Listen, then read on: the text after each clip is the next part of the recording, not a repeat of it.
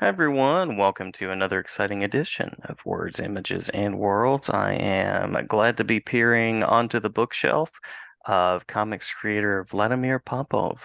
Vladimir, thank you for jumping in, joining, and thank you. I believe you're the first Vladimir that I've had on the show. Hello, Jason, and thank you for having me. I'm My glad. pleasure. Okay.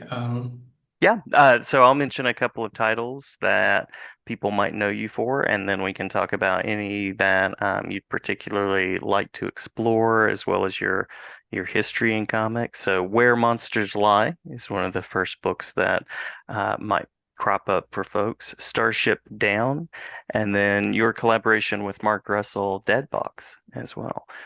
So you have some wonderful collaborators, including Mark Russell and Kyle Starks and other folks. Yes, I do, and I had some wonderful people in comics. I was lucky to have the opportunity to collaborate with them. So as we'll talk, some of them are like long-time collaborators. Some of them were like mentors. Some of them just became friends. So it was a nice journey for Yeah. past 12 years or so. What drew you to comics? How did you know it was the space you wanted to create in? Um, Well, I was drawn to comics as a kid. I learned to read on comics, around four, Hmm. and I never stopped reading them. And then around when I was 7 or 8 years old, I thought like a kid thinks like this is cool. Maybe I could draw something and like see where this is going to go. Hmm. And I started drawing like a kid, sketching, doodling, thinking my own ideas, childish stuff. And then in my teenage years, I was also that stuck with me, and I started reading more comics, different genres, because I was born in Yugoslavia and I grew up, in the Balkans, Hmm. and we had a mixture of everything, Europe and American comic books, French, Italian, superhero. So I was exposed to a variety of books, comics, and movies and like entertainment and literature and everything. And at that time, I started learning more and more and more, and that desire never left. Hmm. And then in Hmm. the 20s, I studied, did various jobs like we do in 20s, and then around 20, 27, 28 years, I thought to see if I could like make it a career, Hmm. see if I could like do it as a job for real. So I built my website. I started querying publishers, in Europe, in US, and I kind of took off from there. I started my career in US with a small publisher in Ohio. Then I moved to some bigger publishers, and then I met a few people in the industry, and one thing led to another, and that's how I built networking and connections, and work stood out. So that's how I, one step at a time, built my way into the business and industry and this art form. And I love it. I found myself mostly in coloring. Hmm. That's Hmm. somehow how I figured out that's going to work. Mostly because I liked it, and because that was the type of job that I was offered. So I explored that, and here we are today. Yeah, yeah. Who were some of those folks that you connected with and began networking with? Mm, a few longtime collaborators are Andrea Muti, Italian maestro artist, and Hmm. Piotr Kowalski, the Polish maestro. I Nice. met Yeah. Piotr in 2012 when we collaborated on a book for Boom Studios, and I met Andrea in 2013. Actually, he found me online, and he asked us to do a few test pages. We did it, and then we clicked, and we started working. Our first project was a pulp fiction adventure for Dynamite Comics Hmm. titled Noir, where we had like Shadow and Miss Fury and some of the cool 40s characters.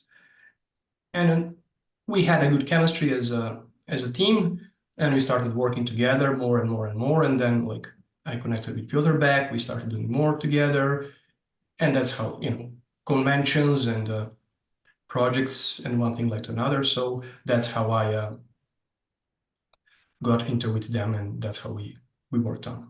And then like we met another publisher. I met another editors and more editors and screenwriters and writers, and well, that's how it goes, kind of like in a flow. Yeah, yeah. Have there been particular projects that you would name where that flow was really working some of your favorite experiences so far? Yeah, yeah. I mean, Starship Down was one Mm, of the my favorite because that's a creator-owned book. That's a mhm. creator-owned book of ours. So that was the one. That box, for example, was really nice experience.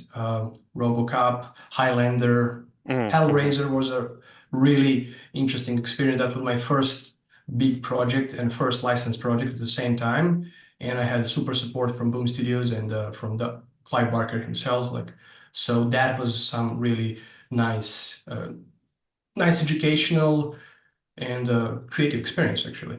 I got to explore myself, I got to explore the books, the projects, the art form more, and we made some really nice stories. Yeah, yeah. I also enjoy the comics take on Highlander. Were you familiar with that story, or was that kind of a new world to enter into? I was familiar with the franchise and with the movies, and that one was actually a really creative one Hmm. because it was a prequel to the original movie, Hmm. and Hmm. we kind of had like a three different timelines in one story because Yeah. we were following Connor through his age. So I thought it would be cool to do different timelines with different styles. And Hmm. then the 19th century, we did like more like a watercolor aquarelle approach. Andrea did an ink wash. I did like watery coloring. Then the middle stage of the 50s, we went with the classical style, both in line art and color. I wanted to do the flat approach, with slight little difference in coloring, like the comics that were colored in the 50s. Hmm. And Hmm. then one part of the book where the story takes time in 80s, we went like full vibrant colors, the 80s pop art and the pop culture stuff when that happened and that boomed. So that was really interesting. And the editor, who was Denton Tipton, Hmm. actually Hmm. approved that and encouraged everybody. So that was an amazing experience on a licensed property, and everybody like was okay with that. So that's how we did it. And the book still stands, and it had a nice review and critique. So Yeah. I'm happy with that. Yeah. I know that coloring has a lot to do with the tone and mood of a story, but I also love what you're saying there about bringing that historical time period through the use of color and other design elements like that. Yeah, most of the time, like when I'm coloring, it's I need to think about a composition because we have the line art, but when we are reading, most of the time, subconsciously, our eyes are drawn to some panel on a page first. So Hmm. if you design, I have to read the page and assess what would be the most important thing on that page, and then try to navigate the flow of a story to have that coherent and to have the composition and everything, so that when the reader goes and reads, they have a specific emotional storytelling on a page. Hmm. And some colors can be assessed and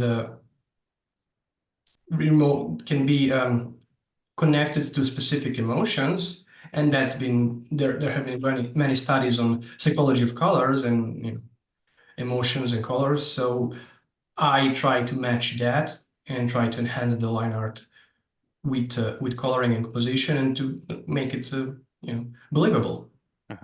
to Hmm. give a nice experience to read. And I don't know how somebody is going to interpret that, but I do, on my side, what I think it's the best for the story. Yeah. Are there particular worlds or approaches that you'd like to try out creatively that you haven't had the chance to yet? Well,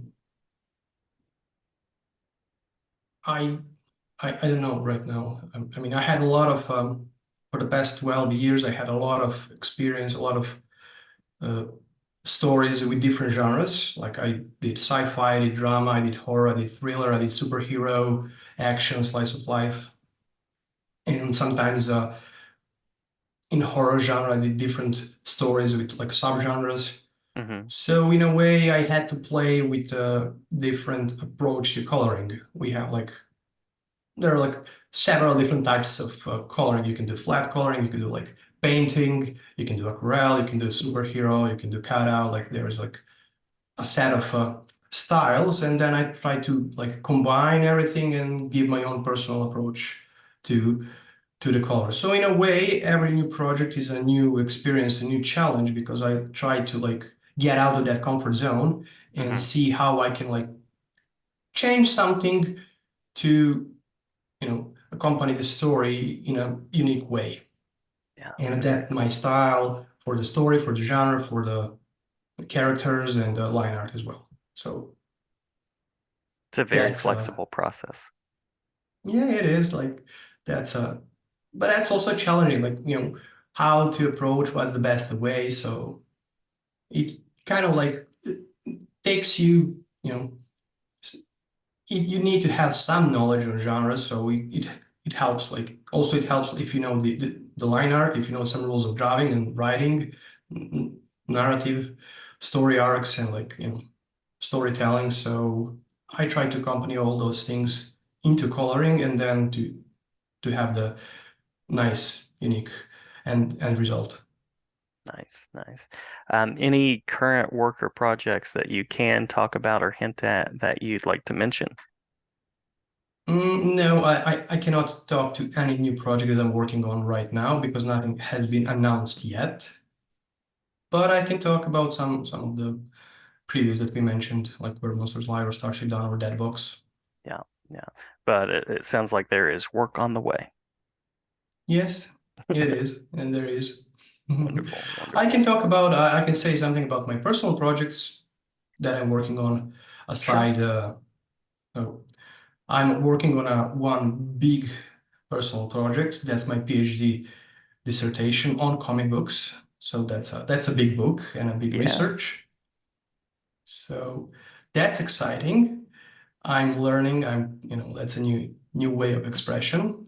Hmm. So I decided to write a book on comics and to give all my experience to see how I can do it from the social sciences and humanities. The a little bit of philosophy, my take on comic approach, comic culture. Hmm. Hmm. So I'm currently writing that. So that's a big project. I started last year, and currently I'm like 30 to 40 pages down the line. Yeah, yeah. What drew you to the PhD?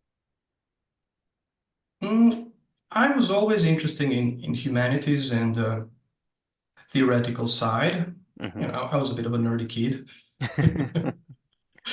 So that thing like always appealed to me, and the challenge of learning and writing also appeals to me a lot, especially how I'm getting older. So changing the tool to tell stories was something that I wanted to learn more.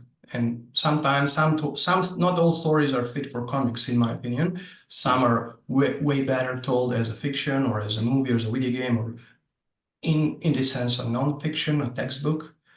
So that was like my interest. And to go to a formal training of generating knowledge and being able to pass it on. So Hmm. that was the idea. And I kind of have a mixture because uh, my university and master diploma are in technology, like in IT and multimedia. So this is kind of like a combination of like a natural sciences and social science and art. Love it. And Love it. yeah, my university has that program, study program, like transdisciplinary arts and humanities. Hmm. So that fit right in. And I have a super great mentor, two of them who are doing, mentoring on the book. So that's really nice experience for me. And I'm hoping that's going to be next year or 2020, 2025, 2026, depending on when I finish everything. A nice experience for everybody. Yeah. Well, if you're looking for a reader or just someone to talk about the process with, always glad to talk about the PhD process. And I'm sure your experience will be slightly different than mine, but yeah, always glad to pay it forward and talk about that a little bit as We'll well. talk. Yes, I can use some guides. Yeah, Sure. anytime, anytime. I might It's have one of my some questions. passions. I might have some questions also because I need to do some academic research paper, as the process, get to publish something. So I might have some questions, those subjects as well. We'll talk. Yeah, yeah. Open invitation. Absolutely, absolutely. Thank you so Um, much. Yeah. So speaking of invitations, any particular ways, is it by means of a final official question, where listeners can get in touch with you or see your work? My social networks, I'm mostly on social networks, Facebook, Twitter, X, Instagram, not so much, but X, Facebook, LinkedIn, that's I'm also exploring a little bit of a TikTok, Hmm. Hmm. some video formats and everything, but mostly LinkedIn, X, and Facebook. Fantastic, fantastic. Well, Vladimir, I appreciate the time. I appreciate your work and the conversation, and glad to talk anytime. Thank you so much. Thanks for having me. Anytime. My pleasure.